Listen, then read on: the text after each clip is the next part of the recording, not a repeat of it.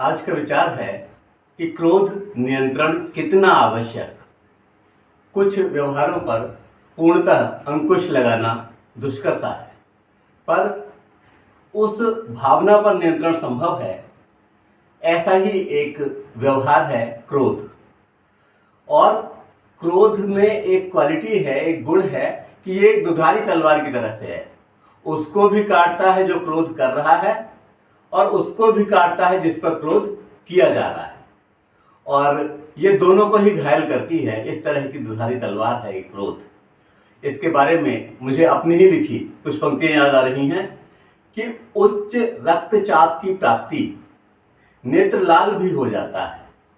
उच्च रक्तचाप की प्राप्ति नेत्र लाल भी हो जाता है। संयम की क्षमता नहीं रहती, संयम की क्षमता नहीं रहती, दिशा बोध भी खो जाता है। हमें क्रोध क्यों आ जाता है? हमें क्रोध क्यों आ जाता है? निश्चित रूप से एक बहुत ही दुष्कर प्रश्न है, एक कठिन प्रश्न है कि हम जो बाद में सोचते हैं कि ये नहीं आना चाहिए था, क्यों आ जाता है? कठिन है। इसी संदर्भ में एक जिक्र आया है श्रीमद् भगवद गीता के 3 अध्याय में। वहां पर कृष्ण भगवान, हमारा कन्हैया, स्वयं अपने श्रीमुख से कहते हैं, क्या कहते हैं? कहते हैं कि क्रोधात् भवति सम्मोह, सम्मोहाद् स्मृति विभ्रमः, स्मृति भ्रंशात् बुद्धिनाशो, बुद्धिनाशात् प्रणश्यति। क्या मतलब हुआ इसका? क्या आशय हुआ? अर्थात क्रोध से मनुष्य की मति मारी जाती है, अर्थात वो मूढ़ हो जाता है, जिससे स्मृति भ्रमित हो जाती है।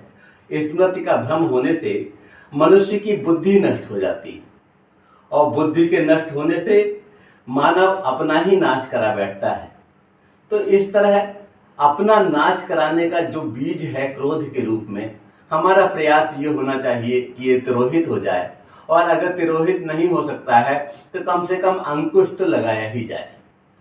क्योंकि हमने कई बार ये देखा है कि ऐसे लोगों पर क्रोध करने के बाद अंत में पश्चाताप होता है, और उस पश्चाताप से उस क्रोध का पाप धुल नहीं पाता। कितना सही कहा है किसी ने कि फिर पछतावे होत क्या जब चिड़िया चुग गई खेत। तो आशा ही नहीं, विश्वास है कि हम सब मिलकर प्रयास करेंगे कि अपने अपने क्रोध पर नियंत्रण करें। हालांकि इस क्रोध पर नियंत्रण उम्र के साथ होता है। जो लोग वयोवृद्ध हैं उनमें से कम लोगों को ज़्यादा क्रोध आता है। तो हमारा प्रयास रहेगा कि हम क्रोध पर नियंत्रण कर पाएं,